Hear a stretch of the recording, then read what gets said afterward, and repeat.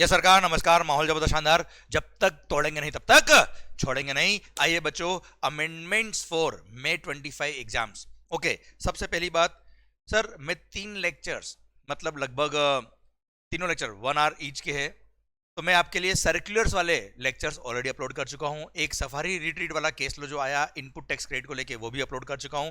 ये चारों फाइल मिला के 3 घंटे की है, वो मैं ऑलरेडी आपके लिए अपलोड कर चुका हूं। आई होप वो आपने लेक्चर्स देख लिए हैं। एंड वो सर्कुलर्स ध्यान रखिएगा बेटा, बहुत इंपॉर्टेंट है एग्जामिनेशन पर्पज के लिए। एंड May 25 एग्जाम्स के लिए स्पेसिफिकली उन केस लो में से आपको 3 से 4 क्वेश्चन एग्जाम में इजीली मिल जाएंगे। अगर आपने ध्यान से उन लेक्चर को देख लिया है, केवल 3 घंटे में आपके 3-4 क्वेश्चंस बहुत आसानी से आपको एग्जाम में देखने को मिलेंगे। क्लियर? अब सर, अमेंडमेंट्स, सर्कुलर्स तो हमने पढ़ लिए, बाकी के अमेंडमेंट्स अब मैं शुरू कर रहा हूं बच्चा आपके लिए। अब सर, सबसे पहली बात, सर्कुलर्स जो हम अमेंडमेंट जो हम पढ़ रहे हैं, ये किन के लिए रिलेवेंट है, इसमें हम क्या कवर करने वाले हैं, किन को ये लेक्चर्स देखने हैं, किन को ये लेक्चर नहीं देखने हैं। ओके सर, उससे पहले सर, सबसे पहले आप देखिए, सबसे पहला जो मैंने आपको ये फाइल अमेंडमेंट नोट्स की मैं फाइल जो आपको दे रहा हूं बेटा, इसमें मेन बुक जो अपना 2 वॉल्यूम कॉन्सेप्ट बुक है बेटा, वो प्लस अपनी जो समरी बुक है, जो सिंगल वॉल्यूम बुक है बेटा, उसके सारे अमेंडमेंट जितने भी हुए हैं अपनी वेबसाइट ymconcepts.com, उसके फ्री रिसोर्सेज में इंपॉर्टेंट फॉर May 25 वाले टैब में मैं अपलोड कर चुका हूं। ओके, ये जो फाइल जिससे मैं आपको सर सारे अमेंडमेंट पढ़ाने वाला हूं, ये फाइल वहां से आप डाउनलोड कर सकते हो। सेकंड थिंग, इस बार आपने देखा है, आपने ये अमेंडमेंट नोट्स भी देख लिए होंगे, कई सारे लोगों ने डाउनलोड भी कर लिए होंगे बच्चों। अमेंडमेंट्स बहुत सारे हैं, पर चिंता करने की जरूरत नहीं है, क्योंकि जो भी अमेंडमेंट्स होते हैं, these are major improvement in the law या रिक्वायरमेंट ऑफ द इंडस्ट्री के हिसाब से, जहां पर जरूरत पड़ती है वहां लॉ में अमेंडमेंट होते हैं। इसलिए हमारे कॉन्सेप्ट जब क्लियर है तो अमेंडमेंट की परवाह करने की जरूरत नहीं है। क्लियर? तीसरी बात सर, अब बहुत सारे स्टूडेंट्स का मैसेज आता है, सर मैसेज आया हुआ है कि सर हम न्यू बुक्स ले कि एग्जिस्टिंग बुक में ही इनकॉर्पोरेट कर ले, क्या करें सर हम? तो सिंस इस बार अमेंडमेंट्स ज्यादा है, तो वैसे तो मैंने सारे, अच्छा अब जो आपको अमेंडमेंट नोट्स मिले होंगे, वो पीडीएफ फाइल जो है वो क्या फाइल है पहले मैं आपको समझाता हूं, उसके बाद आपका आंसर मिल जाएगा आपको। ये समरी बुक के हर उस पेज का स्कैन्ड कॉपी है, ये पीडीएफ फाइल है जिस पर अमेंडमेंट हुआ है। जैसे फॉर एग्जांपल वैल्यूएशन में रूल नंबर 28, इसमें अमेंडमेंट हुआ है बच्चों, तो जहां अमेंडमेंट है वो मैंने ग्रीन वर्ड लिखे हुए सर। क्लियर? अब मैंने क्या किया है, ये पूरे पेज को स्कैन करके आपको दिया है। ये पेज आपके पास जो एग्जिस्टिंग बुक है उसमें हो सकता है 1-2 पेज आगे पीछे हो, क्योंकि अमेंडमेंट्स की वजह से कभी कभी पेज बढ़ जाते हैं बच्चों। तो सर मैंने पूरा पेज स्कैन किया है जहां पे अमेंडमेंट, सो दैट आप अपनी बुक के अंदर अगर इनकॉर्पोरेट कर रहे हो तो आपको पता पड़ जाएगी कहां पे मेरे को ये अमेंडमेंट इनकॉर्पोरेट करना है अपनी बुक के अंदर। क्लियर? पूरी बुक के अंदर आपको ऐसे ही मिलेगा बच्चों, जहां जहां अमेंडमेंट है वहां मैंने पूरा पेज स्कैन करके अपलोड किया, सो दैट आप अपनी एग्जिस्टिंग बुक में, अच्छा जरूरी नहीं कि आपने मेरे से ही लेक्चर ले रखे हो तो ही आपके लिए काम का है, जिसने भी सीए फाइनल का एग्जाम देना है May 25 में, उन सब के लिए ये लेक्चर्स सर यूजफुल है और काम का है और बहुत इंपॉर्टेंट है एग्जामिनेशन के लिए। सिंस अमेंडमेंट ज्यादा है तो यू मस्ट बी फॉर्चुनेट कि सर ये अमेंडमेंट लेक्चर में से आपके मिनिमम 2 से 3 क्वेश्चंस आपको इजीली एग्जामिनेशन में देखने को मिल जाएंगे। इसलिए आपको तो फॉर्चुनेट, अपने आपको खुश नसीब समझना चाहिए कि यार अच्छा अमेंडमेंट है तो अमेंडमेंट बेस्ड क्वेश्चन बनते हैं नॉर्मली। ओके, तो सर इस तरह से मैंने आपको अमेंडमेंट दे रखे हैं। अब बहुत सारे स्टूडेंट्स होते हैं जिनको लगता है कि सर अब इतने सारे अमेंडमेंट हमको बुक के अंदर इनकॉर्पोरेट करने में बहुत टाइम वेस्ट हो जाएगा सर। तो time is much more precious, आपको पता है बेटा। गो फॉर न्यू बुक, कोई ज्यादा नहीं सोचिए, कोई ज्यादा फर्क नहीं पड़ता है। क्लियर? पर आपको लगता है नहीं सर हम तो एग्जिस्टिंग बुक में इनकॉर्पोरेट कर लेंगे, तो मैंने आपके लिए अमेंडमेंट नोट्स अपलोड भी कर दिए सारे। Okay, now choice is yours. Clear? आप चाहे तो नई बुक ले सकते हो। क्वेश्चनर में भी, आई रिपीट, क्वेश्चनर बुक में भी इन अमेंडमेंट की वजह से चेंजेस हुए हैं। अब क्वेश्चनर में क्या होता है बेटा, जब भी अमेंडमेंट्स में करता हूं तो सारे अमेंडमेंट्स साथ में लेके बैठना पड़ता है और सारे क्वेश्चंस साथ में लेके बैठना पड़ता है। कोई अमेंडमेंट का, किस सर्कुलर का कहां कहां इफेक्ट आया है, वो मैं खुद पर्सनली क्वेश्चंस में एक एक में चेंज करता हूं। एंड फिर उसके बाद सर एक एक अमेंडमेंट को लेके एक एक क्वेश्चन को वेरीफाई करके एक एक क्वेश्चन में जहां जहां चेंज हुए उस अमेंडमेंट की वजह से वह डालता हूं। क्लियर? तो वहां पर ये आइडेंटिफाई करना है कि कौन कौन से क्वेश्चन में चेंज हुआ अभी नई बुक को देखते हुए, इट्स वेरी डिफिकल्ट। मतलब नेक्स्ट टू इम्पॉसिबल है। इसलिए क्वेश्चनर बुक में जहां अमेंडमेंट है, या तो आप अमेंडमेंट लेक्चर से समझे, या फिर आप चाहे तो नया क्वेश्चनर बुक ले सकते हो बेटा, क्योंकि उसमें आइडेंटिफाई करना is very difficult for me. Okay, बाकी समरी बुक और मेन बुक का अमेंडमेंट नोट्स मैं आपके लिए अपलोड कर चुका हूं बेटा। ओके, चलिए अब अमेंडमेंट लेक्चर हम शुरू करते हैं बेटा। उससे पहले मैं आपको ऑलरेडी बात कर चुका हूं कि सर्कुलर्स और केस लॉ वाला अमेंडमेंट का लेक्चर्स मैं सबके लिए अपलोड कर चुका हूं। अब ये अमेंडमेंट लेक्चर्स किसको देखने हैं, किसको नहीं देखने हैं? सर, अगर आप में जो भी स्टूडेंट्स हैं जिन्होंने भी नवंबर 24 एग्जाम दिए थे सीए फाइनल के या सीएमए के लिए दिसंबर में एग्जाम दिए थे, उन सब के लिए तो ये अमेंडमेंट लेक्चर रिलेवेंट है ही है, उनको देखना ही देखना है along the circulars and case law. Okay, second, those who are giving their exams for the first time in May 25। अब May 25 में अगर आप अपना फर्स्ट बार एग्जाम दे रहे हो, तो क्या आपने जो लेक्चर्स लिए हैं उसमें ये अमेंडमेंट इनकॉर्पोरेटेड है या नहीं है? तो सर, आपने अगर अक्टूबर 2024 या उसके बाद वाली जो मेरी रिकॉर्डिंग हुई है सीए फाइलिंग के लिए, जो नए बैच हमने दिए हैं अक्टूबर 24 या उसके बाद, आपने अगर CA final full course, exam oriented, या नवंबर के बाद आपने अगर फास्ट ट्रैक बैच लिया है, तो आपको ये अमेंडमेंट लेक्चर्स देखने की जरूरत बिल्कुल भी नहीं है, क्योंकि आपके सारे अमेंडमेंट्स मैं ऑलरेडी आपके लेक्चर्स में इनकॉर्पोरेट कर चुका हूं। आपको जो बुक मिली वो भी अमेंडेड बुक है, आपको कुछ अलग से रेफर करने की जरूरत नहीं है। हाँ, आपको आपके लेक्चर्स के साथ जो मैंने सर्कुलर्स अपलोड किए हैं वो सर्कुलर जरूर देखना है। सफारी रिलेटेड का केस लो आपको जरूर देखना है, अदरवाइज कुछ भी आपको देखने की जरूरत नहीं है। सारे अमेंडमेंट, सारे सर्कुलर्स आपकी बुक में ऑलरेडी इनकॉर्पोरेटेड है, कोई कुछ अलग से देखने की जरूरत नहीं है। Clear sir? सफारी रिट्रीट वाला जो केस लो है वो मैंने आपको यूट्यूब के लिए अपलोड किया है, वो आपको देखना है। 3 सर्कुलर जो थे वो 3 लेक्चर सर्कुलर के, सर ये आपको देखने में ऑलरेडी आपके लेक्चर्स के गूगल ड्राइव में आपके लिए ये पेस्ट कर चुका हूं, लेक्चर डाल चुका हूं बेटा। ओके बच्चों, तो जिन्होंने अक्टूबर 24 ऑनवर्ड्स अगर लेक्चर्स लिए हैं तो उनको ये अमेंडमेंट लेक्चर देखने की जरूरत नहीं है। 3 सर्कुलर्स के लेक्चर्स और एक केस लो सफारी वाला जो था, सफारी रिट्रीट, वो वाला केस लो देखना है। वो मैं आपके ड्राइव में ऑलरेडी अपलोड कर चुका हूं, वहां से आपको मिल जाएगा। मतलब आपको अलग से ये अमेंडमेंट लेक्चर देखने की जरूरत बिल्कुल भी नहीं है। Okay, clear, done. अब सर, जिन बच्चों ने नई बुक परचेज कर ली है अभी, सर जो है हमारी 29th एडिशन मेन बुक का और 11th एडिशन समरी बुक का, 11th एडिशन क्वेश्चनर बुक का और 11th addition Ramban chart book का, उसमें सारे अमेंडमेंट्स इनकॉर्पोरेटेड है, अलग से कुछ भी नहीं देखना है। बस सफारी रिट्रीट वाला जो केस लो है उसका पीडीएफ मैंने अलग से सबको शेयर किया है, वो आपको देखने का है बस। बाकी circulars, amendments, everything is covered there at. Okay मालिक, डन। हाँ, जिन्होंने अक्टूबर 24 से पहले लेक्चर्स लिए थे but if they are appearing for the May 25 एग्जाम्स, तो यस, आपको ये amendment lectures plus circulars plus ये जो सफारी रिट्रीट वाला केस लो आया, ये सारे आपको देखने हैं, क्योंकि आपके जो लेक्चर्स थे, जैसे आपको इन्फॉर्म किया था, वो 30th अप्रैल तक अमेंडेड थे। एंड सर, आपके एग्जामिनेशन के लिए 31 अक्टूबर 2024 तक के अमेंडमेंट्स आर रिलेवेंट, तो ये अमेंडमेंट लेक्चर्स आपको देखने रहेंगे। ओके बच्चों, डन। तो किन के लिए लेक्चर्स इंपॉर्टेंट है, किन के लिए लेक्चर रिलेवेंट है, किन को लेक्चर देखने नहीं देखना, आई होप पूरा पिक्चर क्लियर है आपको बेटा।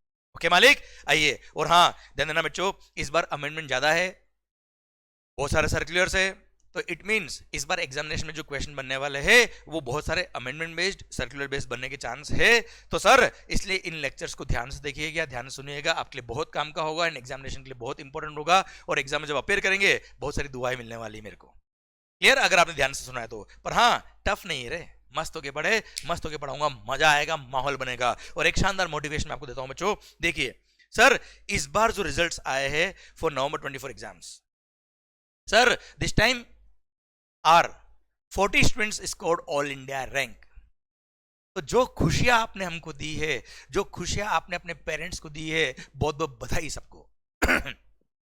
एंड बच्चों, जो भी अमेंडमेंट लेक्चर्स देख रहे हैं वो सोचेंगे कि सर हमारे तो May 25 एग्जाम्स, हमको ये क्यों दिखा रहे हो? क्योंकि we should take motivation from these guys. Sir, मैंने कई सारे बच्चों से बात करी, चिटचिट किया, वीडियो कॉल पे बात करी और मैंने यूट्यूब पे अपलोड किया, इनसे चिटचिट किया। आप सुनना ध्यान से, आपको समझ में आएगा कि इन्होंने किस तरह से मेहनत करी, जिसको हमें हमारी लाइफ में इनकॉर्पोरेट करना है। And yes, we have to move forward for our May 25 exams. और यस, पढ़ेगा इंडिया, बढ़ेगा इंडिया, और हम सब साथ है, जरूर जीतेंगे।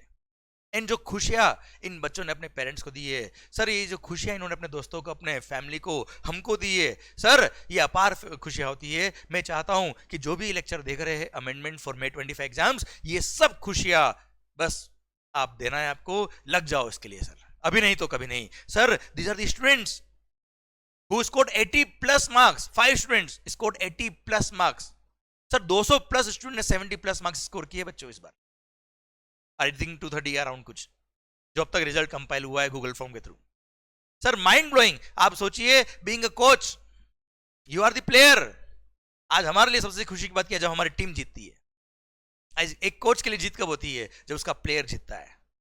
तो सर ये खुशियां बांटने का वक्त हमको मिला है। And sir I am so fortunate to have such great students जिन्होंने इस तरह का परफॉर्मेंस दिया। एंड सर इतने अच्छे रिजल्ट्स लाए। मैं चाहता हूं कि अगला फोटो आपका हो, अगला इंटरव्यू आपका हो, अगला परचम आपका फैले सफलता का। एंड सब लोग आपकी फैमिली को बधाई दे। अगर आपको वो खुशी अपने परिवार को देनी है तो सर, बोलते ना लोग, अपना टाइम आएगा। मैं कहता हूं आपका टाइम आ गया है, अभी नहीं तो कभी नहीं। एंड ध्यान दीजिए, इन बच्चों ने सर वो कंसिस्टेंसी, डिसिप्लिन, माहौल के साथ सर पूरी पढ़ाई करी होगी, पूरी पॉजिटिविटी के साथ, तब जाके रिजल्ट्स आए हैं। मैं चाहता हूं सर, जिन लोगों ने भी नवंबर 24 एग्जाम्स दिए, किसी कारण से क्लियर नहीं हो पाए, सक्सेसफुल नहीं हो पाए, कोई बात नहीं, पर अपनी पॉजिटिविटी को भूलने का नहीं। अगर आपके किसी सब्जेक्ट में अराउंड 25 मार्क्स आए, चलो सर, तो 25 आए भी तो है, you have to begin with the 26 marks. Clear? And sir लग जाओ पूरी पॉजिटिव ताकत के साथ। अरे इस बार तो 4 महीने का वक्त दिया है इंस्टीट्यूट ने आपको पूरी तैयारी करने के लिए। सर पूरी ताकत लगा दो, we all are with you, पर पॉजिटिव ताकत लगाओ। तो एकदम ऐसा सुस्त होके बैठोगे मजा नहीं आएगा सर, मायूस होके बैठोगे नहीं सर, पूरी ताकत के साथ। जैसे फर्स्ट अटेम्प्ट के लिए कोई भी बच्चा जब तैयारी करता है, तब सर उसको लगभग 4.5-5 महीने की छुट्टी मिलती है एग्जाम्स के लिए। अब इस बार आपको 4 महीने की पूरी छुट्टी मिली, समझ लो सर। आप लगा दो पूरी ताकत, जैसे हम फर्स्ट अटेम्प्ट में लगाते हैं सर, पूरी ताकत शिद्दत के साथ अगर आपने लगा दी तो सर मजा आने वाला है। ओके? एंड सर ध्यान दीजिए, use sir your brain with positive energy. दिल से पढ़े, मस्त होके पढ़े, खुश होके पढ़े, सक्सेस हमेशा आपकी होगी। आइए शुरू करते हैं अमेंडमेंट लेक्चर। बच्चों सबसे पहली बात तो ये कि अमेंडमेंट लेक्चर जो मैं पढ़ा रहा हूं, आपने मेन बुक रेफर कर रखा है या समरी बुक रेफर किया हुआ है, कोई फर्क नहीं पड़ता है। अमेंडमेंट्स दोनों में मैंने इनकॉर्पोरेट किए हुए, सेम इनकॉर्पोरेट किए हुए। मैंने भी समरी बुक के अमेंडमेंट नोट्स ओपन किए हुए हैं, हम यहां से रेफर कर सकते हैं, क्योंकि सर बहुत आर सेम। सबसे पहला सर, ये जो सर्कुलर दे रखा है अमेंडमेंट में, क्लियर? ये सर्कुलर में आपको सर्कुलर वाले लेक्चर के अंदर ऑलरेडी कवर कर चुका हूं। सर्कुलर वाले लेक्चर में लास्ट पॉइंट मैंने ये पढ़ाया था आपको बेटा, ओके? क्योंकि ये सर्कुलर था इसलिए बच्चों। आइए सर अब देखते हैं अमेंडमेंट। सबसे पहला वैल्यूएशन का रूल नंबर 28। वैल्यूएशन का रूल नंबर 28 क्या बोलता है सर? सप्लाई ऑफ गुड्स और सर्विस और both by a person to his related person और a distinct person in the course और फर्दरेंस ऑफ बिजनेस।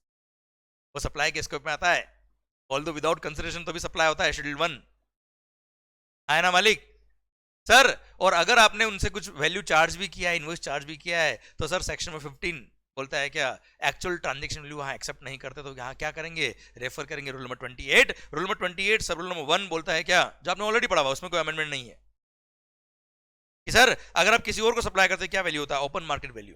वो अगर अवेलेबल नहीं तो गुड्स ऑफ लाइक काइंड और लाइक काइंड और लाइक क्वालिटी की वैल्यू, वो भी नहीं तो रूल नंबर 30 और 31 shall be followed in a sequence, है ना भाई? क्लियर? और हाँ, अगर रेसिपिएंट उस गुड्स को जो आपने सप्लाई करी उसको सेम कंडीशन में आगे सप्लाई करता है, तो जिस दिन आपने सप्लाई किया उस दिन उसके यहाँ पे गुड्स ऑफ लाइक काइंड और लाइक क्वालिटी की वैल्यू कितनी थी, जो उसने अनरिलेटेड कस्टमर को बेचा है, उसका 90% आप वैल्यू ले सकते हो बेटा। ये ऑप्शन है आपके पास, ये तीनों फॉलो करो या फिर 90% वाला ऑप्शन ऑप्ट करो, है ना? पर अगर आपके डिस्टिंक्ट पर्सन या आपके रिलेटेड पर्सन को फुल आईटीसी मिलता है, कितना फुल आईटीसी मिलता है, जो भी आपने बिल पे टैक्स लगाया उसका फुल आईटीसी अगर उसको मिलता है, तो जो आपने बिल पे प्राइस चार्ज किया है उसी को ओपन मार्केट वैल्यू मान लेंगे, बात खत्म। उसी को वैल्यू मान के जीएसटी लगा देंगे उस पे बेटा, खत्म, वहां चैलेंज नहीं करेंगे, ठीक है? ये सब रूल नंबर 1। सब रूल नंबर 2, अगर कॉर्पोरेट गारंटी दी है किसी रिलेटेड पर्सन के लिए, क्या दी बेटा? Corporate guarantee. जैसे होल्डिंग कंपनी ने अपनी सब्सिडरी कंपनी के लिए, सर सब्सिडरी कंपनी को या सर किसी बैंक से, फाइनेंशियल इंस्टीट्यूशन से मान लो 10 करोड़ का लोन चाहिए, उसके लिए बैंक ने, फाइनेंशियल इंस्टीट्यूशन ने बोला कि तुम किसी और कंपनी की गारंटी लेके आओ तब जाके तुम्हें लोन मिलेगा। उसने अपनी होल्डिंग कंपनी या अपने किसी रिलेटेड पर्सन से जो एक कॉर्पोरेट था उससे गारंटी मांगी, अब उसने गारंटी फीस चार्ज करी बेटा, है ना? तो guarantee fee, guarantee commission is value of supply, उस पे is supply of taxable service, उस पे जीएसटी लगता है। Now what will be the value of supply, because both are related person. तो ऐसे केस में सर कॉर्पोरेट गारंटी देने वाला पर्सन जो गारंटी दे रहा है बैंक को, किसके लिए? अपने रिलेटेड रेसिपिएंट के लिए, उसके लिए वैल्यू ऑफ सप्लाई क्या होगा? तो वहां बोल दिया क्या, सबसे पहली बात, ये rule number 28 sub rule number 2 तभी लगेगा जब रेसिपिएंट यूनिट जिसके लिए गारंटी दी जा रही है that should be located in India, that should be located in India, तो ही rule number 28 sub rule number 2 लगेगा, otherwise rule number 28 sub rule number 2 नहीं लगेगा। क्लियर? तो सर रेसिपिएंट मान लो supplier of service out of India है जिसने corporate guarantee दी है, और रेसिपिएंट यूनिट इंडिया के अंदर है जिसने गारंटी ली है, and both are sir related persons, तो ऐसे केस में rule number 28 sub rule number 2 लगेगा। और वहां बोलता है क्या सर, वैल्यू क्या होगा? 1% of the amount of guarantee given, I repeat 1% of amount of guarantee given per annum or actual consideration whichever is higher shall be the value of supply। अगर actual guarantee commission को charge किया है तो that will be the amount, उसको compare करेंगे किससे? 1% of the amount of corporate guarantee given whichever is higher shall be the value of supply। हाँ ध्यान देना बेटा, actual consideration charge किया है वो हो गया, पर 1% of the amount of corporate guarantee, मान लो corporate guarantee दिया कितने का? 10 CR का, 10 CR का 1% कितना होता है भाई? हाँ जी 10 लाख, तो 10 लाख पर एनम है, 10 लाख पर एनम, और रुपीज मान लो एक्चुअल कंसिडरेशन था कितना बेटा? 12 लाख, तो 10 लाख और 12 lakh whichever is earlier, मान लो 1 साल के लिए करोड़ रुपए गारंटी दिया था बेटा, ओके मान लो 8 लाख होता तो एक्चुअल कंसिडरेशन, तो 10 लाख और 8 lakh whichever is higher, 10 lakh would हेल्प be the value of supply बेटा। अब मान लो ये मल्टीपल ईयर्स के लिए दिया होता, तो ऐसे केस में हम आगे एक सर्कुलर पढ़ने वाले हैं बाद में, अच्छा सर्कुलर पढ़ लिया हमने, सर्कुलर लेक्चर के अंदर मैंने ऑलरेडी अपलोड कर दिया है। मान लो मल्टीपल ईयर्स के लिए सर आपने कॉर्पोरेट गारंटी दिया होता, मान लो 5 साल के लिए दिया होता बेटा, इफ 1% पर एनम है तो ऐसे केस में 10 करोड़ इंटू 5% होता, 5 ईयर के लिए गारंटी दी, कितना होता बेटा? 50 लाख रुपए, तो 50 लाख रुपए और एक्चुअल कंसिडरेशन सपोज होता कितना? 40 लाख, तो 50 लाख और 40 lakh whichever is higher, 50 lakh will be the value of supply बच्चों। क्लियर? मान लो 6 महीने के लिए दिया होता तो ऐसे केस में 10 करोड़ इंटू 0.5%, 6 मंथ, 1 साल का हाफ हो गया ना बेटा यार। क्लियर? तो सर 0.5 होता है कितना? 5 लाख रुपए, तो 5 लाख और actual guarantee commission charge whichever is higher will be the value of supply बच्चों। हाँ है ना भाई, बात खत्म बेटा। प्लस ध्यान देना बच्चों, अगर रेसिपिएंट यूनिट जो है आपकी उसको अगर फुल आईटीसी मिलता है, कितना? फुल इनपुट टैक्स क्रेडिट मिलता है, तो जो एक्चुअल बिल में आपने वैल्यू चार्ज किया है उसी को ओपन मार्केट वैल्यू मान लेंगे और उसी पे जीएसटी लगा देंगे, बात खत्म। Clear sir? पिक्चर खत्म बेटा। और हाँ ध्यान देना बेटा, एक सर्कुलर है वो भी तुम्हें समझाता हूं मैं आपको बेटा। सर पहली बात तो ये याद है, समझ में आया पिक्चर, कि recipient should be located in India, recipient अगर आउट ऑफ इंडिया है तो नॉर्मल वैल्यूएशन रूल लगेगा, बात खत्म। क्लियर? ये rule number 28 sub rule number 2 नहीं लगेगा। ओके अगर एक्सपोर्ट ऑफ सर्विस दिया, मान लो recipient unit out of India है, रेसिपिएंट जो जिसको गारंटी, जिसके लिए गारंटी दे रहा है वो आउट ऑफ इंडिया है, जो गारंटी दे रहा है वो इंडिया में है बेटा, तो वो तो वैसे भी एक्सपोर्ट ऑफ सर्विस के अंदर कवर हो रहा है, अगर अदर कंडीशन सेटिस्फाई होती तो, इसलिए वहां पे वैल्यूएशन रूल अप्लाई नहीं करते। दूसरी बात, अगर recipient unit is located outside in India और रेसिपिएंट यूनिट को फुल आईटीसी मिलता है, तो सर ऐसे केस में एक्चुअल वैल्यू जो चार्ज किया उसी को ओपन मार्केट वैल्यू मान लेंगे। ये पहले नहीं था, अभी आ गया है बेटा। क्लियर? थर्ड अमेंडमेंट जो हुआ वो क्या हुआ इसमें, कि 1% जो कॉर्पोरेट गारंटी दिया है 1% per annum is the value of supply बेटा, और actual guarantee, actual amount, actual consideration charge for guarantee given whichever is higher. Okay I hope शिद्दत से समझ में आया बेटा आपको ये पॉइंट, आया ना मालिक? अरे क्लियर, डन। अच्छा एक बात और, सर्कुलर में हमने पढ़ा है वैसे आगे, कि मान लो गारंटी दिया 10 करोड़ का,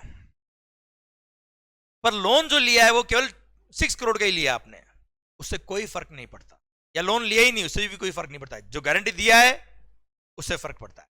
10 करोड़ पे ही 1% काउंट करेंगे, एक्चुअल लोन कितना लिया उससे मतलब नहीं है। के ये आगे सर्कुलर का लेक्चर जो अगर आपने देख लिया तो आपको समझ में आ गया होगा, नहीं देखा तो आपको अभी आप सर्कुलर लेक्चर देखेंगे, वहां आपको वापस से मिल जाएगा पॉइंट पे।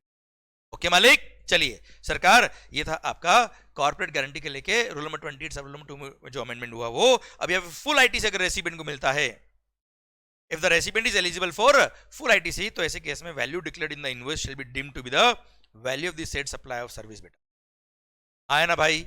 अब ये वाला पॉइंट, अभी जो आपने आपके पास ऑलरेडी जो बुक है उसमें इस रूल नंबर 28 के बाद एक सर्कुलर दे रखा है, उस सर्कुलर में जो वेरिफिकेशन ऑन कॉर्पोरेट गारंटी था उसमें भी पॉइंट नंबर 2 में यहां पे पहले लिखा था क्या, पहले रूल में था क्या, इररेस्पेक्टिव, क्योंकि पहले रेसिपिएंट को फुल आईटीसी मिलता है तो एक्चुअल वैल्यू एक्सेप्ट कर लेंगे। ये rule number 28 sub rule number 2 में नहीं लिखा था, यहां पे जरूर लिखा था, पर कॉर्पोरेट गारंटी के लिए बात नहीं लिखी थी, इसलिए पहले रेसिपिएंट को फुल आईटीसी मिले या ना मिले rule number 28 sub rule number 2 लगता था, वैल्यूएशन रूल लगाते थे बेटा। पर अभी गवर्नमेंट ने अमेंडमेंट कर दिया, इसलिए यहाँ पे भी मैंने अमेंडमेंट करके लिख दिया क्या कि कॉर्पोरेट गारंटी के केस में वैल्यू डिटरमाइन होगा rule number 28 sub rule number 2 से, और अगर उसको फुल आईटीसी मिलता है रेसिपिएंट को तो एक्चुअल वैल्यू जो चार्ज करी उसी को ओपन मार्केट वैल्यू मान लेंगे और उसी पे जीएसटी लगा देंगे, बात खत्म बेटा। और एक बात और, अब मैं इसके एडिशन में लेके आता हूं एक सर्कुलर जो हमने इनपुट टैक्स क्रेडिट के एंड में पढ़ा था बेटा, हेड ऑफिस और ब्रांच ऑफिसर्स के बीच में, इनपुट सर्विस डिस्ट्रीब्यूटर्स के बीच में मिला। आईएसडी वाले के बाद में हमने एक सर्कुलर पढ़ा था, मैं पहले वो सर्कुलर लेके आ रहा हूं बच्चों, सो दैट बात आपकी कनेक्ट हो जाए बच्चों। ये रहा वो सर्कुलर, आईटीसी का चैप्टर जब खत्म हो रहा है उसके लास्ट पेज पर ये सर्कुलर था एचओ आईएसडी के लिए, हेड ऑफिस और ब्रांच ऑफिसर्स के लिए बेटा। वहां पे सर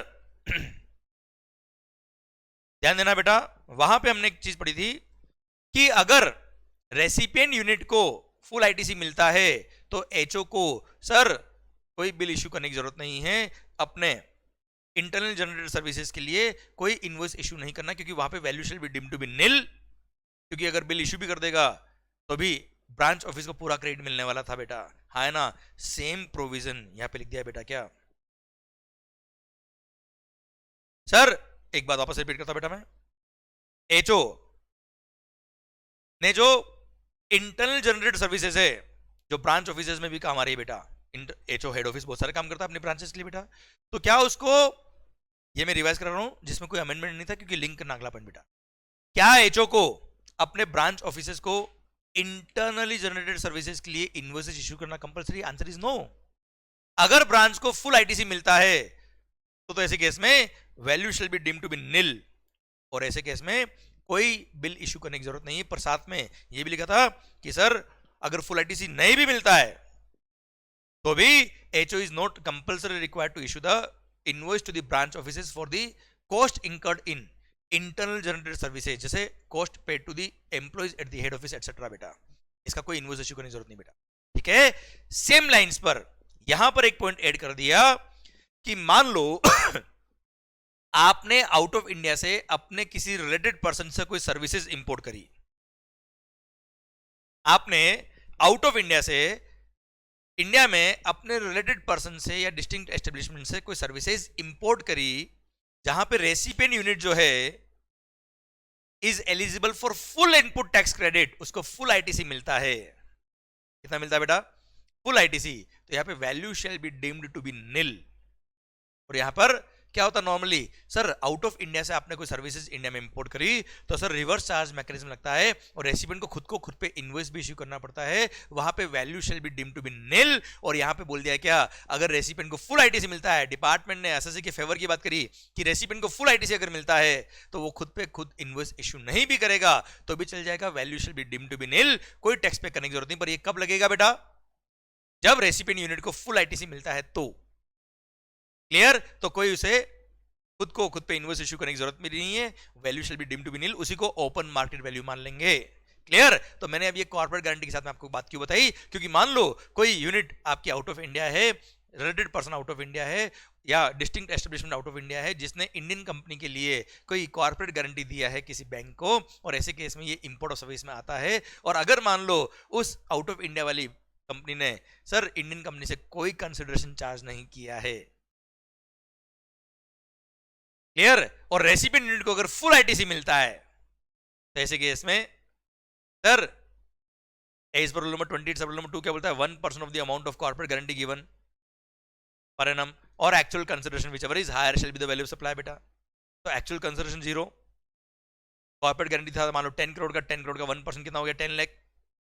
तो 10 लाख और actual consideration whichever is higher, obviously 10 lakh is higher, 10 lakh shall be the value of supply. Rule number 28 sub rule number 2 पर प्रोवाइजो क्या बोलता है, अगर रेसिपिएंट को फुल आईटीसी मिलता है तो ऐसे केस में जो बिल पे वैल्यू लिखा है उसी को ओपन मार्केट वैल्यू मान लेंगे। फर्दर ये सर्कुलर क्या ऐड करके बोलता है, अगर रेसिपिएंट को फुल आईटीसी मिलता है तो अगर आपके रिलेटेड पर्सन ने जो सर्विस आपको इंडिया में दी है उसके लिए अगर आपने खुद ने खुद पे इनवॉइस इश्यू नहीं भी किया है तो भी nil will be considered as value और नील को ही ओपन मार्केट वैल्यू मान लेंगे। खुद को खुद पे इनवॉइस इश्यू करने की जरूरत नहीं, कोई जीएसटी पे करने की जरूरत नहीं है। भारत माता की जय।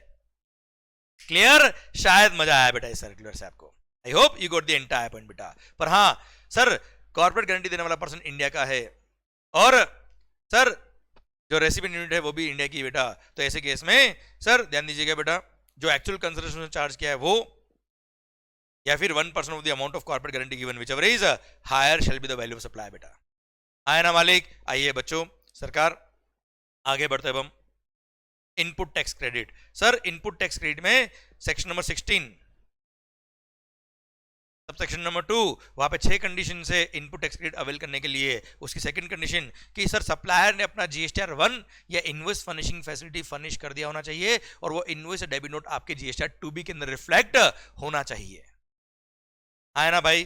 तो सर ध्यान दीजिए बेटा जहां जहां पूरी जगह पर जीएसटीआर 1 रेफर हुआ है वहां वहां इस बार गवर्नमेंट ने दिया क्या, as amended in form number GSTR 1A if any, as amended in form number GSTR 1A if any, ऐसा आगे 10 जगह और मिलने वाला आपको। तो मालिक ये क्या होता है जीएसटीआर 1A, ये नया पॉइंट ऐड किया है रिटर्न्स वाले चैप्टर में इसको डिस्क्राइब किया हुआ, पर मैं यहां आपको बताता बेटा जीएसटीआर 1A क्या होता है।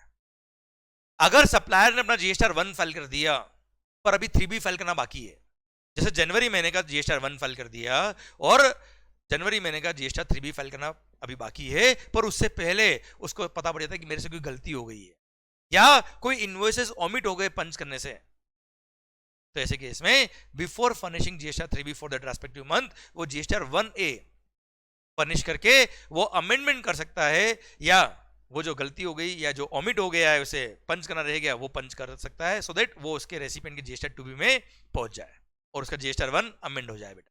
तो वैसे सब्सिक्वेंट पीरियड के जीएसटीआर 1 में आप अमेंडमेंट कर ही सकते हो नो डाउट, पर सेम पीरियड में ही अगर आपको करना है तो जीएसटीआर 1 फाइल करने के बाद अगर आपने जीएसटीआर 3B फाइल नहीं किया उससे पहले गलती आपको आइडेंटिफाई हो गई है तो अगले महीने तक इंतजार करने की जरूरत नहीं है, आप इसी महीने का जीएसटीआर 1 फाइल करने के बाद जीएसटीआर 1A के थ्रू आप अमेंडमेंट कर सकते हो या कोई एंट्री ओमिट होगी तो उसको पंच कर सकते हो in through form number GSTR 1A। तो अगर आपने मान लो कि B2B सप्लाई था, आपने सप्लायर का इनवॉइस पंच नहीं किया था जीएसटीआर 1 में पर जीएसटीआर 1A के थ्रू पंच कर दिया, रेसिपिएंट के जीएसटीआर 2B में वो इनवॉइस पहुंच गया तो रेसिपिएंट को आईटीसी मिल जाएगा। तो इसलिए हर जगह क्या लिख दिया कि invoices furnished by the supplier in the statement of outward supplies in form number GSTR 1 is amended in form number GSTR 1A if any, अगर है तो बेटा। आए ना? तो ये लैंग्वेज ऐड करिए हर जगह। अब बार बार जीएसटीआर 1A जा आएगा, मैं बार बार आपको बोल दूंगा देखो यहाँ पे जीएसटीआर 1 था तो उसके साथ में as amended bye GSTR 1A लिख दिया, कोई खास बात नहीं बेटा। ओके सर ये भी सर्कुलर के अंदर ये 1 आया था यहाँ पे यूज में, as amended by form number 1A लिखा हुआ है बेटा। आओ बच्चों, और जीएसटीआर 1A के बारे में जो पैराग्राफ है वो मैंने आगे लिखा हुआ है रिटर्न चैप्टर के अंदर। आओ मालिक, ये सेक्शन नंबर 16 सब सेक्शन 4 में सर्कुलर एड हुआ है एंड इसको आप लिखिए very very important from the examination purpose. मुझे लगता है ये जो प्रैक्टिकल एग्जाम्पल यहां दे रखा है ये सेम उठ के एज इट इज एग्जाम में आ सकता है। Clear sir? Section number 16 sub section 4 sir उसके लिए एक सर्कुलर दिया।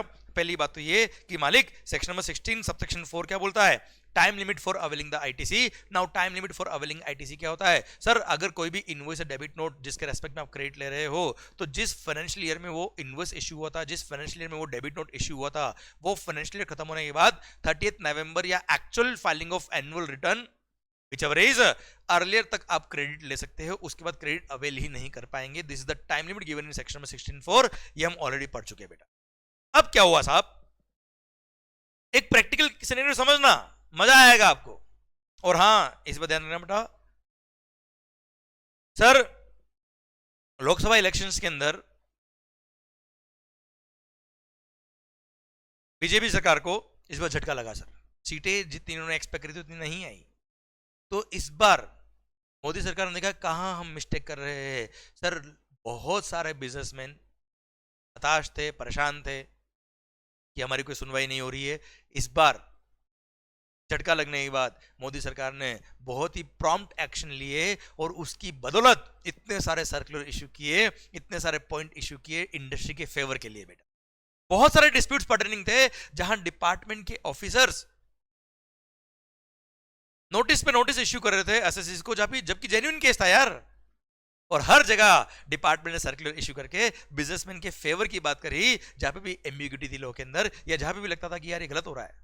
अब देखना, मैं एक एग्जांपल देता हूं बेटा। अगेन ये एसएससी के फेवर का बात है, ये डिपार्टमेंट के फेवर की बात हुई। डिपार्टमेंट ने एसएससी के फेवर की बात करी बेटा। अब समझना बात को ध्यान से। फॉर एग्जाम्पल मैं आपको एक एग्जाम्पल देता हूं बेटा। सर वो एग्जाम्पल यहां दे रखा है बेटा, ठीक है, सुनना बात को ध्यान से। और ये सर्कुलर अपने आप समझ में आएगा। मैं चाहता हूं सर्कुलर आप सोल्व करो यार, याद नहीं करने का। फाइनेंशियल ईयर 2021-22 की बात करता हूं मैं आपसे, चलो। और 23-24 की बात करता हूं। अब फाइनेंशियल ईयर 23-24 इसके लिए, इस फाइनेंशियल ईयर से रिलेटेड कोई भी डेबिट नोट या कोई भी टैक्स इनवॉइस अगर था तो उसका क्रेडिट आप कब तक ले सकते हो बेटा? 30 नवंबर 24, या actual filing of annual return, मान लो एनुअल रिटर्न फाइल किया था कब?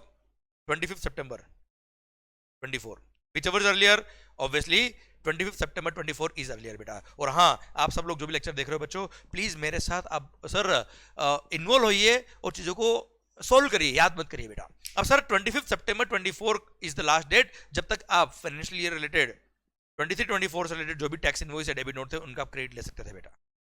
क्लियर? अब सर आपको बताइए डेट निकल चुकी बेटा। अब मालिक 2025 आ गया। अब मान लो ऐसा कोई सर्विस आपने इंपोर्ट किया था आउट ऑफ इंडिया से अपने रिलेटेड पर्सन से या डिस्टिंक्ट एस्टेब्लिशमेंट से जो आउट ऑफ इंडिया है। एक एग्जांपल दे रहा हूं मैं आपको बेटा। या कोई भी सर्विस जो डोमेस्टिक मार्केट से भी आपने ली थी जिसमें रिवर्स चार्ज मैकेनिज्म लगता है और रेसिपिएंट इज लायबल और supplier is not registered in GST at all. या तो सप्लायर आउट ऑफ इंडिया में या सप्लायर इंडिया में पर वो जीएसटी में रजिस्टर्ड नहीं है, इसलिए रेसिपिएंट को खुद पे इनवॉइस इश्यू करना है। और सर वो सर्विस जिसका आप खुद पे इनवॉइस इश्यू कर रहे हो उसका आपको आईटीसी भी मिलता है बेटा। क्लियर? तो नॉर्मल कोर्स में क्या करना था आपको बेटा कि कोई सर्विस जो आपने ली रिवर्स चार्ज में, वो खुद पे आप इनवॉइस इश्यू करते, रिवर्स चार्ज में टैक्स पे करते और उसी अमाउंट का क्रेडिट भी ले लेते, because you are eligible for that input tax credit. पर वो एसएससी भूल गया साहब, उसको पता ही नहीं चला कि ये सप्लाई भी है। उसको इतना वो मतलब कॉन्सेप्चुअली क्लियर नहीं था, इतने अच्छे कंसल्टेंट उसके पास नहीं थे, हर बिजनेसमैन के पास नहीं होते यार, इन हाउस टीम इतनी स्ट्रांग नहीं होती सबकी यार। तो सर वहां पे वो एसएससी से मिस्टेक हो गई और उसने रिवर्स चार्ज में टैक्स पे किया ही नहीं, उसने ना कोई टैक्स इनवॉइस इश्यू किया खुद पे, ना कोई टैक्स पे किया। अब जब टैक्स पे किया ही नहीं तो क्रेडिट की बात तो आती ही नहीं बेटा। अब मालिक क्या हुआ,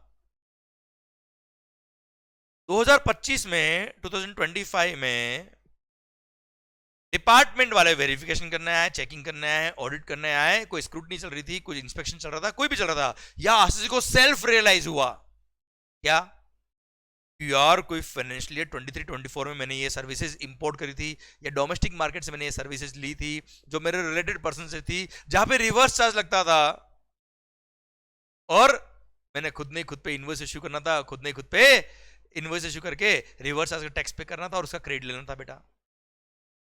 तो सर जब डिपार्टमेंट ने एसएससी को बताया, एसएससी ने खुद ने रियलाइज किया, तो क्या हुआ 2025 में रिलीज हुआ तो उसने क्या किया, चलो फटाफट मान लो कब रिलीज हुआ बेटा 14 Feb 25 बेटा। अरे हाँ है ना भाई, आने वाली बेटा भी वैलेंटाइन डे, माहौल बनने वाला है बेटा जीवन में, और हमारा माहौल तो बुक्स के साथ चलेगा बेटा। क्लियर? पहला प्यार और आखिरी प्यार। सर आइए अब बात आती है 14 फरवरी 2025 को आपको गलती का एहसास हुआ कि फाइनेंशियल ईयर 23-24 से रिलेटेड कोई सर्विस थी जिसका इनवॉइस फाइनेंशियल 23-24 में ही इश्यू हो जाना चाहिए था, रिवर्स चार्ज टैक्स पे हो जाना चाहिए था और हमको क्रेडिट लेना लेना था। अब वो गलती का एहसास हमको कब हुआ बेटा? 14 फेब 2025 को हुआ। या तो खुद एहसास हुआ या डिपार्टमेंट ने आके एहसास कराया ड्यूरिंग एनी स्क्रूटनी वगैरह। अब हमने क्या किया? हमने खुद ने रिवर्स चार्ज में खुद पे इनवॉइस इश्यू कर दिया 14 फरवरी को, और रिवर्स चार्ज का टैक्स पे कर दिया। अब उसका क्रेडिट लेने गए तो डिपार्टमेंट के ऑफिसर्स क्या बोलते हैं भाई साहब कि this tax invoice belongs to that service which was availed by you during the financial year 23-24। और सर आपने इनवॉइस लेट इश्यू किया, हम क्या करें? सर्विस तो 23-24 में सप्लाई करी गई थी। अब फाइनेंशियल ईयर 23-24 का अगर वो सर्विस था तो उस सर्विस के लिए इनवॉइस भी उस साल इश्यू हो जाना चाहिए था। तो उसके लिए क्रेडिट लेने का टाइम लिमिट जो था वो भी फाइनेंशियल 23-24 से ही काउंट करेंगे। और 23 नवंबर 2024 या 25 सितंबर 2024 whichever is earlier, 25 सितंबर 24 time limit to avail the credit खत्म हो चुका। अब 2025 आ गया भाई साहब, कैलेंडर देख लो, आपको क्रेडिट नहीं मिलेगी। मतलब एसएससी के तो बेटा बैंड बज गई, मर गया बेचारा एसएससी तो। अरे उससे केवल ये भूल हुई कि रिवर्स चार्ज में टैक्स लगता है, ये उसको नहीं पता पड़ा। उसने अपने रिलेटेड पर्सन से सर्विस इंपोर्ट करी without any consideration. For example, चलो अपने डिस्टिंक्ट पर्सन से कोई सर्विसेज इंपोर्ट करी विदाउट एनी कंसिडरेशन, खुद पे इनवॉइस नहीं इशू किया, टैक्स पे नहीं किया, और सर ऑब्वियसली क्रेडिट नहीं लिया। अब जाके 1 साल बाद, 2 साल बाद, 3 साल बाद होता बड़ा कि मेरे को तो वो टैक्स इनवॉइस इशू करना था, डिपार्टमेंट ने आके बताया, या खुद को एहसास हुआ, खुद पे इनवॉइस इशू करके बेचारा ने टैक्स भी पे कर दिया विद इंटरेस्ट, और सेक्शन 122 की पेनल्टी वो भी पे कर दी, इंटरेस्ट भी पे कर दिया, पर क्रेडिट देने से मना कर रहे हैं यार। क्यों? क्योंकि फाइनेंशियल ईयर 23-24 का इस एग्जांपल में time limit to avail the credit निकल चुका है बेटा। Clear sir? पर ये तो बड़ी नाइंसाफी हो जाएगी ना एसएससी के यार। इसीलिए ये सर्कुलर इश्यू करके डिपार्टमेंट ने सर एसएससी को फायदा दिया और बोला क्या, for the purpose of section number 16 subsection 4 the relevant financial year, इस पर्टिकुलर केस में क्या माना जाएगा सर, जब आपने रिवर्स चार्ज में खुद ने इनवॉइस जब इश्यू किया ना, that date will be considered for calculating time limit for section number 16 subsection 4। अब सर सेक्शन नंबर 16 सबसेक्शन 4 का टाइम लिमिट कब से काउंट करेंगे? 14 फेब से काउंट करेंगे, जब आपने ये इनवॉइस इशू किया। मतलब 14 फेब को आपने खुद पे इनवॉइस इशू किया, भले दैट बिलोंग्स टू 2 साल पुराना वाला सप्लाई, वो 2 साल पुराने से टाइम लिमिट काउंट नहीं करेंगे। This time limit is not relevant. अब 14 फरवरी 2025 को खुद पे इनवॉइस इशू किया, तो इसका क्रेडिट कब ले सकते हो बेटा? कब तक ले सकते हो बेटा? फाइनेंशियल ईयर 24-25 24-25 फाइनेंशियल ईयर का एनुअल रिटर्न फाइल करने से पहले या 30 नवंबर 2025 whichever is earlier तक आप क्रेडिट ले सकते हो। क्लियर? जिस फाइनेंशियल ईयर से रिलेटेड एक्चुअली सप्लाई था उससे मतलब नहीं है। शायद मजा आ गया, और यही वर्ड्स मैंने यहां लिखे हुए हैं। और सर शायद आपके समझ में आ गया कि जिस साल से रिलेटेड ये सर्विस बिलोंग करती थी उससे मतलब नहीं है। रिवर्स चार्ज में खुद पे जब इनवॉइस इश्यू किया उस डेट को कंसीडर करेंगे for the purpose of time limit to claim the credit under section number 16 subsection 4। हाँ, लेट इनवॉइस इशू किया, इसने लेट टैक्स पे किया, तो सर उसकी वजह से इसने इंटरेस्ट भी पे किया होगा, पेनल्टी भी सेक्शन नंबर 122 की लग जाएगी, वो क्या अलग बात है। पर सर ऑब्वियसली इंटरेस्ट पेनल्टी का क्रेडिट नहीं मिलता, बट टैक्स का क्रेडिट जरूर मिल जाएगा इसको अगर ये एलिजिबल है तो बेटा, है ना भाई। और एट द सेम टाइम अभी एक सर्कुलर हमने इस आईटीसी चैप्टर के एंड में पढ़ा था बेटा, क्या अगर recipient unit is eligible for full ITC तो ऐसे केस में value shall be deemed to be nil, है ना। और ऐसे केस में खुद पे इनवॉइस इशू करना रह गया तो कोई बात नहीं, इनवॉइस इशू करने की जरूरत नहीं, उसी को ओपन मार्केट वैल्यू मान लेंगे। ये भी बात हमने आगे पढ़ ली, शायद और मजा आ गया बेटा आपको। तो पहली बात तो ये time limit to claim the credit कितना हो गया बेटा?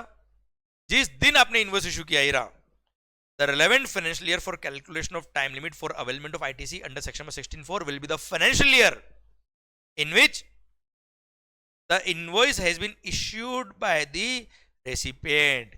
इस ईयर से रिलेटेड वो इनवॉइस से मतलब नहीं है और आपको आईटीसी मिल जाएगा। और अगर आप फुल आईटीसी के लिए एलिजिबल हो, आपको कोई रूल नंबर 42, 43 का रिवर्सल नहीं करना होता है, कोई प्रोपोर्शनल क्रेडिट रिवर्स नहीं करना होता है, आप फुल आईटीसी के लिए अगर एलिजिबल हो तो nil shall be deemed to be value, और खुद पे इनवॉइस इशू नहीं किया तो भी चल जाएगा, नील को ही ओपन मार्केट वैल्यू मान लेंगे, कोई जीएसटी पे करने की जरूरत नहीं है, कोई चक्कर ही नहीं पड़ेगा ऐसे केस में तो बेटा, ना इंटरेस्ट ना पेनल्टी ना कुछ। ऐसा सर्कुलर भी हम लास्ट में पढ़ चुके हैं, इतना फायदा दिया इंडस्ट्री को बेटा। क्लियर? शायद पिक्चर समझ में आ रही है आपको बेटा, है ना मालिक? डन। आओ बच्चों अगला पॉइंट पढ़ते हैं हम सर, और ये एक प्रैक्टिकल एग्जांपल जरूर पढ़ना बेटा सर, ध्यान देना बेटा, बुक की लैंग्वेज जरूरत नहीं है, पर हाँ सर कॉन्सेप्ट अगर क्लियर है आपके मजा आएगा, इसको जरूर रीड करना, ये एग्जाम में एज इट इज क्वेश्चन बन सकता है बेटा। आइए अब सर सेक्शन नंबर 16 सबसेक्शन 4 का एक एक्सेप्शन दिया, सेक्शन नंबर 16 सबसेक्शन 5, जिसको फाइनेंस एक्ट 2024 ने, फाइनेंस एक्ट नंबर 2 2024 ने रेट्रोस्पेक्टिवली विद इफेक्ट फ्रॉम 1 जुलाई 17 से इंसर्ट किया। एक्चुअली अब देखा जाए प्रैक्टिकली ये सेक्शन आज की डेट के लिए काम का नहीं है, हाँ 30 नवंबर 2021 के लिए काम का था बेटा, ये इसके लिए काम का पढ़ना बेटा, notwithstanding anything containing in section number 16 subsection 4। 16(4) में क्या लिखा हमें मतलब नहीं है, in respect of an invoice और debit note for supply of goods और सर्विस और both pertaining to financial years 17-18, 18-19, 19-20 and 2021, ये 4 फाइनेंशियल ईयर, 17-18 जब जीएसटी आया था, 18-19, 19-20, 2021, the registered person shall be entitled to take the input tax credit in any return under section number 39 which is filed up to 30th day of November 2021।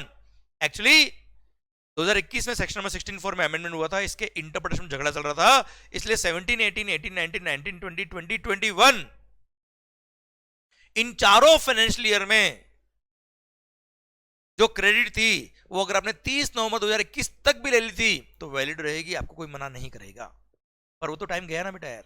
पर अगर मान लो sir कोई assessee था जिसने proper interpretation नहीं किया था, वो डिपार्टमेंट के अगेंस्ट नहीं किया, उसने बोला कौन झगड़े में पड़े, उसने क्रेडिट नहीं लिया था 2021 नवंबर 21 तक, ये सोच के कि टाइम लिमिट निकल चुका है, वो बोलता साहब अब तो आपने अलाउ कर दिया, अब तो मेरे को क्रेडिट दो, तो डिपार्टमेंट ने एक सेक्शन और इंसर्ट कर दिया यहां पर कि सर जिसने क्रेडिट ले ली थी 2021 नवंबर 2021 तक उसको तो अलाउ कर दी, जिसने नहीं ली थी ना तो वो रिफंड के लिए आएगा ना वो बोलेगा कि अब हमको फर्दर क्रेडिट अलाउ करो, अब कुछ ना हो पाएगा। जिन्होंने क्रेडिट ले ली वो जीत गए, जो डिपार्टमेंट की बात मान के ईमानदार है उनका अब कुछ ना हो पाएगा। लिखो देखो क्या लिखा है, further no refund shall be made of all the taxes paid. अगर मान लो आईटीसी किसने रिवर्स कर दी थी वो टाइम लिमिट निकलने के बाद, तो 30 नवंबर 21 तक क्रेडिट नहीं लिया था उन्होंने, ना तो उनको रिफंड मिलेगा, नहीं सर उनको आईटीसी जो रिवर्स करी थी वो वापस आईटीसी मिलेगी बेटा, which would have not been so paid or not reversed had subsection 5 or 6 been in force at all material times। मतलब 2021 तक नवंबर 30 नवंबर 2021 तक जिन्होंने क्रेडिट ले ली और जिन्होंने क्रेडिट रखी अपने पास वो तो जीत गए, जिन्होंने क्रेडिट ली ही नहीं या लेके रिवर्स कर दिया, गवर्नमेंट को टैक्स वापस से पे कर दिया, अब उसका कुछ नहीं हो पाएगा समझे मेरी बात, डन। इसलिए है वो गुड कंसल्टेंट। ओके तो 2021 का डिस्प्यूट था, खत्म कर दिया गवर्नमेंट ने रेट्रोस्पेक्टिवली अमेंडमेंट करके, पर बोल दिया क्या जिन्होंने वो डिस्प्यूट किया था, जिन्होंने क्रेडिट लेके रखी थी रिवर्स नहीं करी थी उनको तो फायदा हो गया, जिन्होंने रिवर्स कर दिया अब रिफंड लेने मत आना साहब। आओ बच्चों एक बड़ा ही सुंदर सेक्शन इंसर्ट किया है, exception to section number 16(4) in case of revocation of cancellation of registration, section number 16(6). सरकार ये बड़ा ही सेक्शन मस्त वाला सेक्शन इंसर्ट किया है, एसएससी के फेवर की बात करिए, अगेन रेट्रोस्पेक्टिवली इंसर्ट किया विद इफेक्ट फ्रॉम 1 जुलाई 2017, जब से जीएसटी है तब से बेटा। मान लो कोई एसएससी है जिसका रजिस्ट्रेशन कैंसिल हो गया, उसने रिवोकेशन के लिए अप्लाई किया और खास बात उसका रजिस्ट्रेशन जो कैंसिल हो गया था उसको डिपार्टमेंट ने रिवोक कर दिया, उसका रजिस्ट्रेशन रिवाइव कर दिया, क्लियर, उसको बोलते हैं revocation of cancellation of registration. मैं एक एग्जांपल लिखता हूं आपके लिए सो दैट उससे विजुअलाइजेशन अच्छा होगा बेटा। अब सर मान लो एसएससी का रजिस्ट्रेशन कैंसिल हुआ था कब, 25 अक्टूबर 2024, 25 अक्टूबर 2024 को एसएससी का रजिस्ट्रेशन क्या हो गया बेटा, कैंसिल।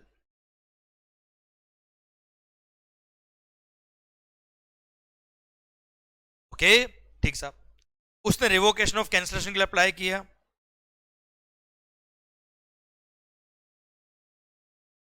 रिवोकेशन ऑफ कैंसिलेशन का ऑर्डर पास हुआ कब बेटा, 14 फेब 2025, क्लियर।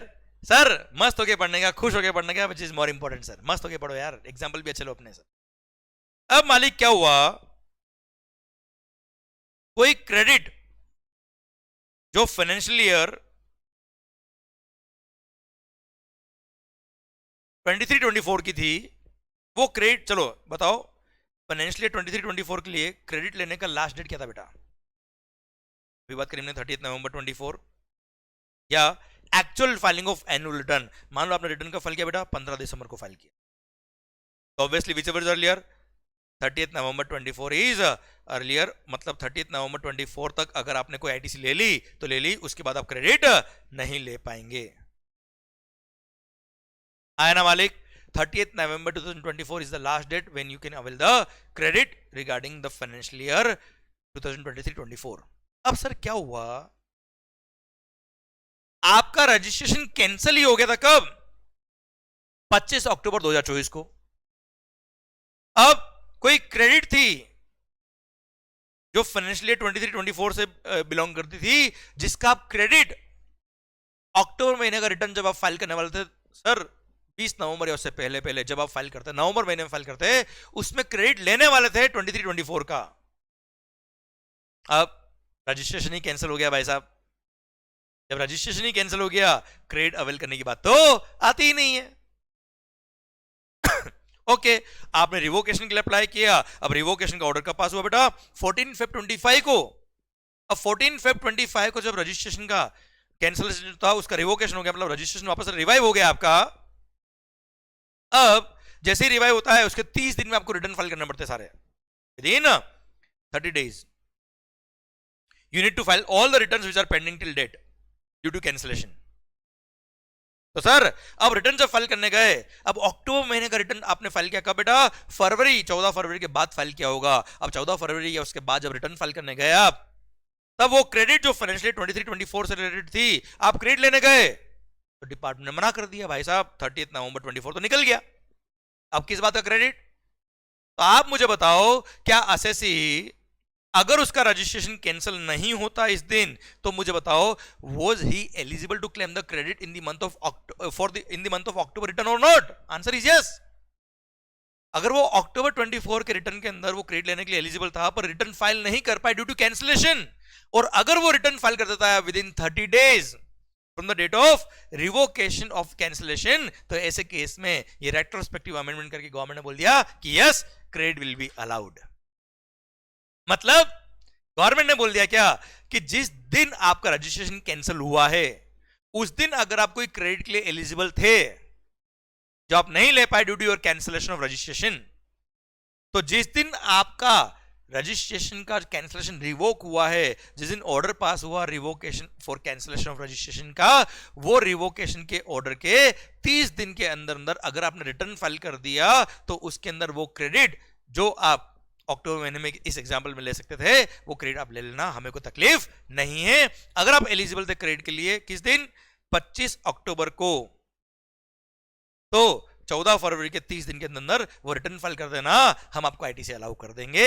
इसलिए रेट्रोस्पेक्टिव अमेंडमेंट किया, अगेन एसएससी के फेवर की बात करिए, बड़ा अच्छा अमेंडमेंट हुआ है सर, आई रिपीट, और लॉजिकल अमेंडमेंट है सर। मेरे ख्याल से अमेंडमेंट समझ में आ रहा है यार, तो आपने जो पढ़ा हुआ उसमें कोई इफेक्ट हुआ है क्या? नहीं, उसका एडिशन है बेटा ये, तो अमेंडमेंट मजा आता रहा है सर, मस्त हो गया, पढ़ो, मजा आएगा लाइफ में आपको बेटा। सर ध्यान देना, मैंने बोला ना इंप्रूवमेंट इन द लॉ होता है, इंडस्ट्री की रिक्वायरमेंट आती है, डिपार्टमेंट सोचता है, गवर्नमेंट फिर अमेंडमेंट देती है बेटा।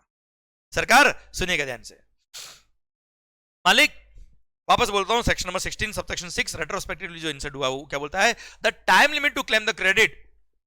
सेक्शन नंबर 16 फॉर में क्या दे रखा है बेटा?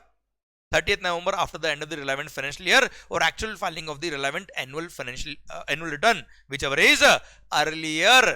पर अगर किसी एसएससी का, अब इसका एक्सटेंशन, अगर किसी एसएससी का रजिस्ट्रेशन कैंसिल हो गया था and on the date of cancellation of registration if he was eligible to claim the credit relating to any particular period but he couldn't avail the credit, क्यों? क्योंकि उसका registration cancel हो गया था, तो ऐसे केस में सर अगर उसका रजिस्ट्रेशन सब्सिक्वेंटली रिवोक, उसका कैंसिलेशन रिवोक हो जाता है, तो from the date of revocation of cancellation उसके 30 डेज के अंदर अगर वो रिटर्न फाइल कर देता है, तो जो क्रेडिट जिसके लिए वो एलिजिबल था as on the date of cancellation of registration, वो क्रेडिट वो उस रिटर्न के अंदर ले सकता है। अगर उसने रिटर्न कितने में फाइल कर दिया बेटा? 30 days from the date of revocation of cancellation. तो एक्चुअल टाइम लिमिट इसमें क्या हो गया बेटा? तो वो फाइनेंशियल खत्म होने के बाद 30th नवंबर या actual filing of annual return whichever is earlier, वो तो टाइम लिमिट ही है। या फिर जिस दिन से कैंसिल हुआ है वहां से लेके जिस दिन आपका रिवोकेशन हुआ है उसके बीच का कोई क्रेडिट अगर आपको लेना था, तो सर रिवोकेशन के 30 दिन के अंदर अंदर अगर आपने रिटर्न फाइल कर दिया तो आपको क्रेडिट मिल जाएगी बेटा। तो ये टाइम लिमिट तो है ही है। और 30 days from the date of revocation of cancellation, whichever is later is the actual time limit to claim the credit. है ना भाई, क्लियर? ये मैंने एनालिसिस में आपको यहाँ पे दे रखा है. आई hope you got the entire point बेटा. तो सर जो नॉर्मल टाइम लिमिट है सेक्शन नंबर 16(4) की वो टाइम लिमिट, या फिर revocation of cancellation of registration के 30 डेज तक क्रेडिट अगर आपने ले ली है, व्हिचएवर इज लेटर हो गया एक तरह से. This is the actual time limit in case of revocation of cancellation of registration बेटा. क्लियर? डन. इसी के साथ भारत माता की जय. आई hope you got this entire point. मजा आया होगा लॉजिकली बेटा आपको ये. ओके तो सर एक्चुअल टाइम लिमिट अगर रजिस्ट्रेशन कैंसिल होता है और उसके बाद में रिवोकेशन ऑफ कैंसिलेशन होता है, तो what is the actual time limit? जो एक्चुअल टाइम लिमिट है सेक्शन नंबर 16(4) की ये रही बेटा, 30 नवंबर या actual filing of annual return whichever earlier, वो तो टाइम लिमिट है ही है. और 30 days from the date of revocation of cancellation, whichever is later, is the time limit for claiming the credit. Clear? और यही मैंने एनालिसिस में लिखा है. अब सर मैं कह रहा हूं वर्डिंग याद करने की जरूरत ही नहीं सर आपको. मक्खन की तरह समझिए, प्रैक्टिकल एग्जांपल से समझिए बेटा. अब इसको एक रीड करेंगे, कार्यक्रम सेट है बेटा आपका. आप चाहे तो एक बार रीड कर लीजिए sir. Analysis subsection 6 is being inserted in section number 16 so as to allow the availment of ITC in respect of an invoice or debit note in a return filed for a period from the date of cancellation of registration or the effective date of cancellation of registration बेटा. कई बार order pass किया cancellation का अक्टूबर में, पर effective होता है कब से? सितंबर से मान लो. क्लियर? तो effective date of cancellation as the case में भी वहां से, मतलब कुल मिला के कैंसिलेशन से लेके till the date of order of revocation of cancellation of registration, उस पीरियड का जो क्रेडिट था, if the return is filed within 30 days from the date of order of revocation of cancellation of registration, subject to the condition that, condition क्या बेटा? Time limit for availment of credit in respect of said invoice or debit note should not have already been expired under section 16(4) on the date of order of cancellation of registration. जिस दिन आपका registration cancel हुआ उस दिन आप eligible होने चाहिए credit के लिए. 16(4) की टाइम लिमिट उस दिन तक आपके पास होनी चाहिए बेटा. तो ऐसे केस में जब रिवोक हुआ होगा कैंसिलेशन, उसके 30 दिन में अगर आपने रिटर्न फाइल कर दिया, yes you will be allowed the ITC बेटा. क्लियर? डन. मजा आया होगा बेटा आपको. हाँ है ना भाई? मैं क्या कह रहा हूं, सेक्शंस की वर्डिंग याद करने की जरूरत नहीं बेटा. आप चाहे तो ये भी पढ़ लो बेटा. मैं कह रहा हूं ना, आपको वर्ड टू वर्ड याद नहीं करना, आप चीजों को समझिए, पढ़ लो.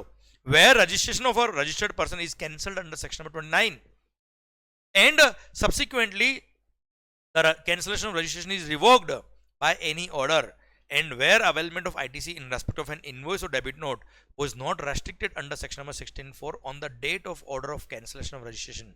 जिस दिन आपका रजिस्ट्रेशन कैंसिल हुआ, कब हुआ मेरे एग्जांपल में? 25 अक्टूबर को. उस दिन आप एलिजिबल थे. 16(4) का टाइम लिमिट नहीं निकला था 23-24 के लिए बेटा. The said person shall be entitled to take the credit in respect of such invoice or debit note for supply of goods or service or both in a return under section number 39. कब तक? Filed up to 30th day of November following the relevant financial year or actual filing of annual return for the relevant financial year, whichever is earlier, वो दिन, या फिर sir for the period from cancellation of registration or effective date of cancellation of registration till the date of order of revocation of cancellation of registration where the return is filed within a period of 30 days from the date of order of revocation of cancellation of registration, whichever is later. I think language भी पूरी एक एक word समझ में आया ना मालिक? Please ये लैंग्वेज आपको तभी समझ में आएगी जब आपको ये एग्जांपल्स पूरे फिट होंगे बेटा, तभी आप विजुलाइज कर पाएंगे. देखो प्रैक्टिकल स्टडी का मतलब ये नहीं होता न्यूमेरिकल बेटा.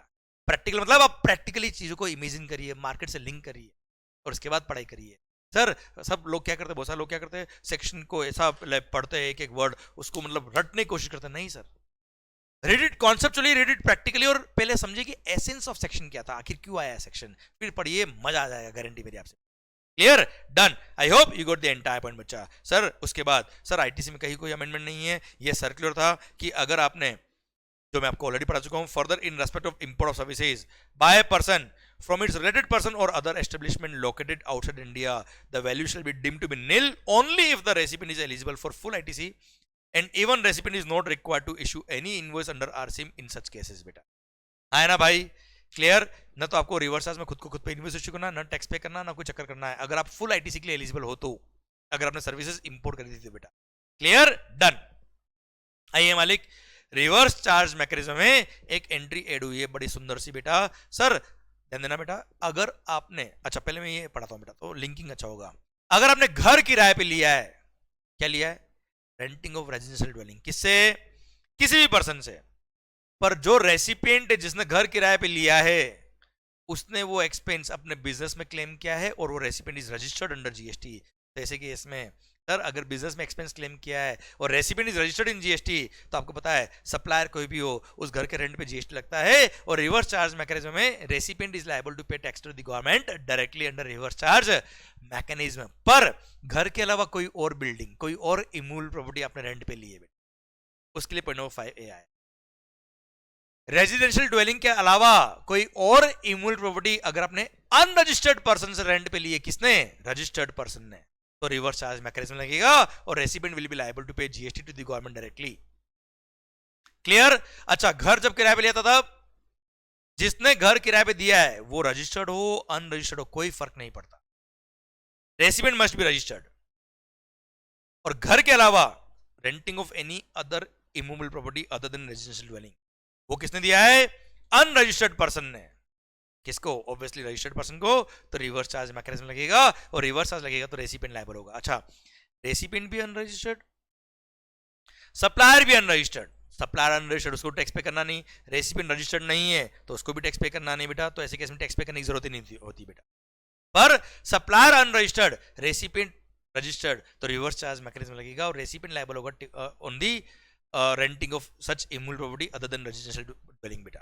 क्लियर? डन सरकार। अच्छा, इसका एक बहुत ही सुंदर चार्ट मैंने दे रखा है मेगा एग्जिबिशन वाले चैप्टर के अंदर, जब रेंटिंग ऑफ रेजिडेंशियल ड्वेलिंग वाला एग्जिबिशन आता है वहां पे मैंने एक चार्ट दे रखा है बहुत ही सुंदर, उससे क्लैरिटी और भी मिल जाएगी बेटा। आएगा भी, आगे आएगा, हम देख लेंगे सर। आइए बच्चों, जो गुड्स की लिस्ट थी under section number 9(3), list of goods on which reverse charge mechanism is applicable, उसमें एक पॉइंट ऐड हो गया है मेटल स्क्रैप। अगर अनरजिस्टर्ड पर्सन से रजिस्टर्ड पर्सन ने मेटल स्क्रैप परचेज किया है तो रजिस्टर्ड पर्सन लायबल होगा जीएसटी पे करने के लिए under reverse charge mechanism in respect of metal scrap. तो सर अगर मैं जीएसटी में रजिस्टर्ड हूं, मैं मेटल स्क्रैप परचेज कर रहा हूं किससे? सॉरी, ओके आ गया मैं वापस से। सर मैं अगर अनरजिस्टर्ड हूं, सॉरी मैं अगर रजिस्टर्ड हूं और मैं मेटल स्क्रैप परचेज कर रहा हूं किससे? अनरजिस्टर्ड लोगों से स्क्रैप परचेज किया मेटल का, तो ऐसे केस में जो रजिस्टर्ड पर्सन है उसको टैक्स पे करना पड़ेगा अंडर रिवर्स चार्ज मैकेनिज्म। ये मेटल स्क्रैप वाली इंडस्ट्री के लिए बड़ा अच्छा अमेंडमेंट था, बड़ा ही काम का अमेंडमेंट है। पर मेटल स्क्रैप स्पेसिफिक इंडस्ट्री का बहुत डेप्थ में जाने की जरूरत नहीं बेटा आपको, और मेटल स्क्रैप को लेकर आपको आगे टीडीएस में भी पॉइंट मिलने वाला है बेटा। ओके, तो अनरजिस्टर्ड पर्सन से रजिस्टर्ड पर्सन ने अगर मेटल स्क्रैप परचेज किया है तो ऐसे केस में रिवर्स चार्ज मैकेनिज्म लगेगा और रेसिपिएंट जो रजिस्टर्ड पर्सन है वो टैक्स पे करेगा टू द गवर्नमेंट डायरेक्टली बेटा। आओ बच्चों, प्लेस और सप्लाई में कोई अमेंडमेंट नहीं है, सर्कुलर से जो हम सर्कुलर के साथ पढ़ चुके बेटा। आओ बच्चों, अब हम पढ़ रहे क्या? मेगा एग्जीबिशन लिस्ट के अमेंडमेंट्स। सबसे पहला सर ध्यान देना बेटा, अगर आपने जैसे सीबीएसई बोर्ड हो गया या स्टेट बोर्ड हो गया, Maharashtra board, Rajasthan board, Gujarat board, अगर आपने आपके स्कूल के लिए कोई एफिलिएशन लिया है, क्या लिया बेटा? एफिलिएशन। तो एफिलिएशन के लिए फीस देना पड़ता है इन बोर्ड्स को, काउंसिल्स वगैरह को बेटा। तो एफिलिएशन फी पे जीएसटी लगता है, क्योंकि हमने पढ़ रखा पूरा मेगा एग्जीबिशन लिस्ट, उसमें कई एफिलिएशन फी को एग्जाम नहीं किया है बेटा, तो जीएसटी लगेगा। पर अगर वो जो स्कूल है जिसको एफिलिएशन मिली है वो अगर गवर्नमेंट स्कूल है बेटा, क्या बच्चों? गवर्नमेंट स्कूल, तो उसकी एफिलिएशन फी पे जीएसटी एग्जाम कर दिया है। अब पढ़ना मजा आएगा बेटा। Services of affiliation provided by a central और state education board or a council or any other similar body by whatever name called to a school established, owned or controlled by the central government, state government, union territory, local authority, governmental authority or government entity. Here that school should be owned or controlled या established by the central government, state government, union territory, local authority, governmental authority या government entity ने establish किया उस school को या own control करता है, उसने अगर एफिलिएशन लिया है, उसकी एफिलिएशन फी जो उसने पे करी है इन स्टेट बोर्ड वगैरह को, सेंट्रल बोर्ड वगैरह को, तो एफिलिएशन फी पे जीएसटी नहीं लगता। At the same time circular वाले चैप्टर में हम पढ़ेंगे जो हमने पढ़ा हुआ है कि सर अगर प्राइवेट स्कूल है या कोई कॉलेज है, उसने अगर एफिलिएशन फी दी तो जीएसटी लगेगा। क्लियर? चलिए सरकार आइए। अच्छा, हमने पढ़ा था ना सर वो national council for vocational training वाला पॉइंट, उसी को थोड़ा एनहांस किया, थोड़ा अपग्रेड किया। क्लियर? और उसमें कुछ कोर्सेज ऐड किए बेटा, एक बार रीड कर लीजिए सर, कोई खास बात नहीं सर। मेगा एग्जीबिशन का जो पहले पॉइंट था उसको रिप्लेस कर दिया बेटा। Any service provided by the national skill development corporation setup by the government of India या फिर national council for vocational education and training An awarding body recognized by the National Council for Vocational Education and Training, an assessment agency recognized by the National Council for Vocational Training and Education, a training body accredited with awarding body that is recognized by the National Council for Vocational Education and Training. इन्होंने services दी है in relation to national skill development programme या any other scheme implemented by the national skill development corporation so that sir candidates का skill development हो पाए, उनको employment मिल पाए, vocation मिल पाए.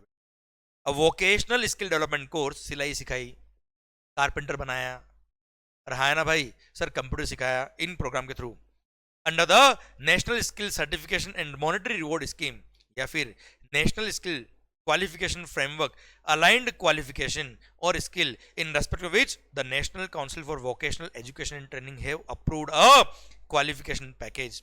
तो ऐसे केस में जो फीस कैंडिडेट से लिया इन्होंने उस पर जीएसटी नहीं लगेगा बेटा. आप कुल मिला के national council for vocational education and training, skill development courses, ये नाम ध्यान रखिएगा, इनके कोर्सेज पे जीएसटी एग्जेम्प्ट है बेटा. Okay done. अब सर दीनदयाल उपाध्याय ग्रामीण कौशल योजना के थ्रू ट्रेनिंग प्रोवाइडर ने जो ट्रेनिंग दी है उस पर जीएसटी एग्जाम था, पहले भी एग्जाम था, अभी भी एग्जाम है बेटा. बस उसमें क्या हुआ, उसमें नाम था क्या, certified by the national council for vocational training पहले था, अभी नाम क्या हो गया है, certified by the national council for vocational education and training. पहले था क्या, national council for vocational training था केवल बेटा, अभी नाम अपग्रेड कर दिया इन्होंने, एजुकेशन को भी ऐड किया है और national council for vocational education and training कर दिया. खास अमेंडमेंट नहीं बेटा. ओके चलिए सरकार, आइए ये आ गया घर किराए पे लिया रहने के लिए, तो जीएसटी एग्जाम्प्ट है, हम ऑलरेडी पॉइंट पढ़ चुके बेटा. अब मैंने यहां पर जस्ट आपके नॉलेज के लिए, इसमें कोई अमेंडमेंट नहीं हुआ है, आपके नॉलेज को एनहांस करने के लिए, कंपैरेटिव स्टडी करने के लिए, एनालिटिकल स्टडी करने के लिए मैंने आपके लिए ये पॉइंट को लिंक किया जो भी मैंने आपको रिवर्स में पढ़ाया. Further services by way